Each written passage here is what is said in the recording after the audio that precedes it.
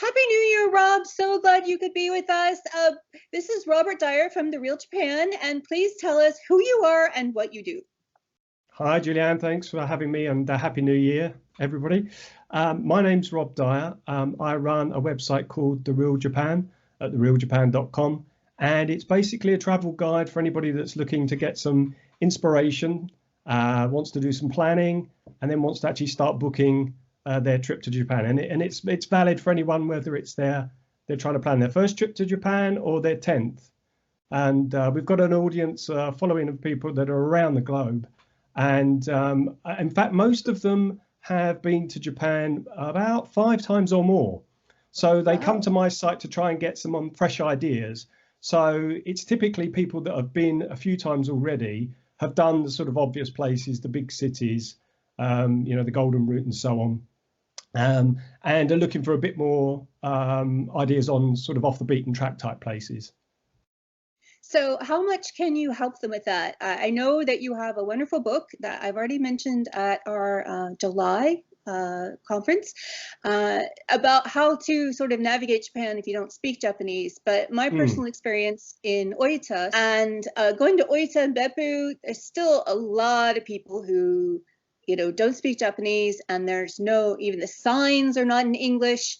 I know that they kind of improved a little bit for the Rugby World Cup last year, but we were kind of lost. Like if I didn't know the kanji for exit, my husband would not have been able to get us out of the parking lot. So do you have any advice other than obviously read your book? But what else can you help people with? Because I know I've been to Japan 4 times now, and I'm still really scared of going to smaller places. Yeah, in fact, that's the reason I set up the blog originally. I mean, I just started blogging sort of my journey, really, just sort of recording it like a lot of people were. My wife's Japanese, so I first went to Japan in the year 2000. And I knew my wife before then, but we got married in Japan at Ikuta Shrine in Kobe. And the very first time I went out there, in fact, I flew to Tokyo, and then we flew up to Hokkaido and spent some time up there. And so I immediately sort of got into, and that was in deepest winter, so it was really cold, loads of snow everywhere. But it was because it was my first trip, we sort of really sort of blew the budget, as it were. So we hired sort of snowmobiles, and we got helicopter flights and all this kind of stuff. So it was a really sort of special trip. But once we started up there, we then flew sort of south onto the main island of Honshu. My wife's family are based near Kobe, so I know Kobe really well. So that's like a second home to me. And then we sort of started sort of gravitating further south. And you mentioned Oita and Beppu, and one of the islands, like the main largest of the southern islands, Kyushu, it's really easy to get to, and very, very few people go there. In terms of, if they go the first couple of times, and people can go 2, 3, 4, 5 times and still not get down to Kyushu. So my first tip is always try and build in one of the other main islands if you can. Hokkaido in the north, a lot of people know, but Kyushu in the south there's loads of variety within Kyushu, and it's a relatively compact island as well. So it's pretty easy to get around. But in terms of, getting off the beaten track and, the English not being the primary language, and people are concerned, I know, about not speaking Japanese, and it's a bit of one of those. It's a bit 50-50 really. If you sort of look online, you'll find people saying, "Don't worry, it won't be a problem at all. You're overthinking it," and then other people say the complete opposite. So I think it is probably somewhere in the middle ground. Certainly, once you get off the beaten track, you're gonna struggle a bit if you don't speak any Japanese or you can't read any of the basic kanji. And I always recommend to people, whenever they're traveling, wherever it is in the world, take a phrase book or download some maps so you've got some translation apps with you and learn just a few basic phrases. It's all pretty bread and butter stuff. But certainly with the alphabet being so different to most Western for Western people, is just learn some of the basic kanji, and as you say, things like the exit signs and stuff, like literally those ones, the exit and entrance, just a handful. Could be surprising how far it can get you. But the Japanese are really accommodating, and even if you're in the middle of nowhere, there'll always be people that'll be a bit shy of speaking to foreigners, but equally whenever you do engage with them, they'll be really kind of friendly and welcoming. So they usually go out of their way to try and help you. Yeah, even if you can't understand them. Yeah. Sometimes it's Yeah, that's it. embarrassing because if you speak a little bit of Japanese and they suddenly think you can speak Japanese fluently, Yeah, and you're like, oh, and that's then a lot of people don't realize that Kyushu dialect is very different from mainland dialect, and yeah, that's a whole other story. So tell us more about. First off, I know that you have a new book out, so can you tell us about the new book? sure. Yeah, it's called Planning a Trip to Japan. So all the content that I produce on my website and my YouTube channel is basically classified into three main areas, which are planning a trip, destinations, so places to go, and experiences, so the things you can do when you get there. And by far the biggest area that most people need help with, certainly if obviously they're a first-time planner, is planning the trip to Japan. So, and there's so much stuff that people need to deal with.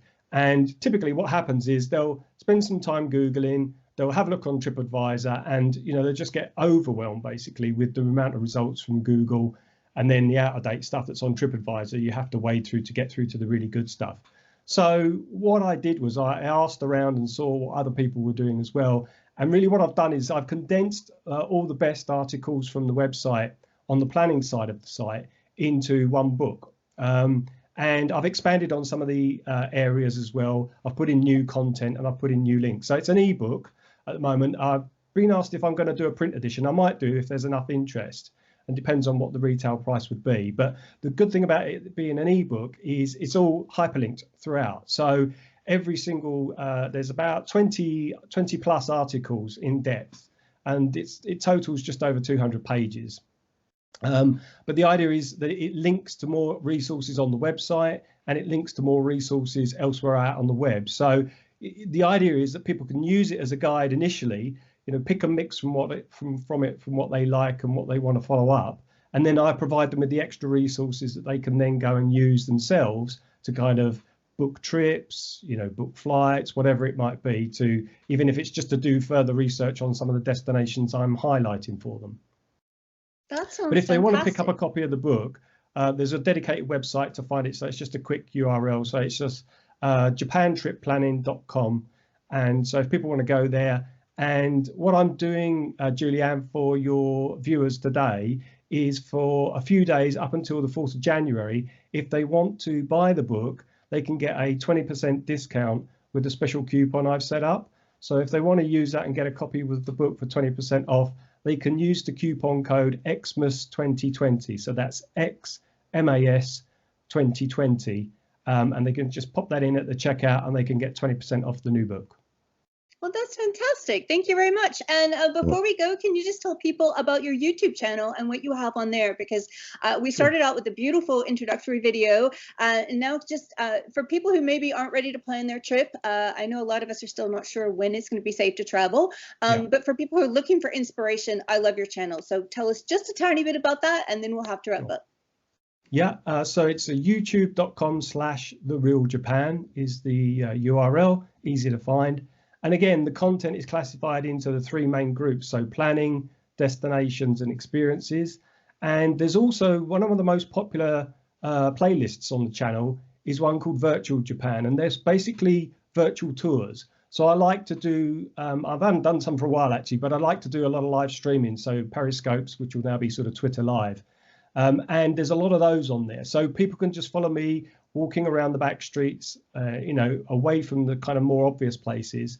And hopefully the playlists are fairly well classified that they can dive in, just pick something that they're interested in subject-wise and get to know it a bit further. And again, hopefully get some inspiration. And again, in the descriptions for all the videos, there's links to further resources, both on my website and wider on the web as well, that they can use to then kind of make some of those dreams come true. Well, that is absolutely fantastic. Thank you so much for being with us today. And thanks for having me. For those of you who do not know, we're going to have Rob back on the 24th of January so that we have a whole hour to talk about these things. And for planning your trip, hopefully 2021. I know a lot of us are still trying to go and thinking October. But if not, we can certainly start planning for 2022. Because if it's your first trip, you probably need a good long time to start planning. So thanks again, Rob. Happy New Year.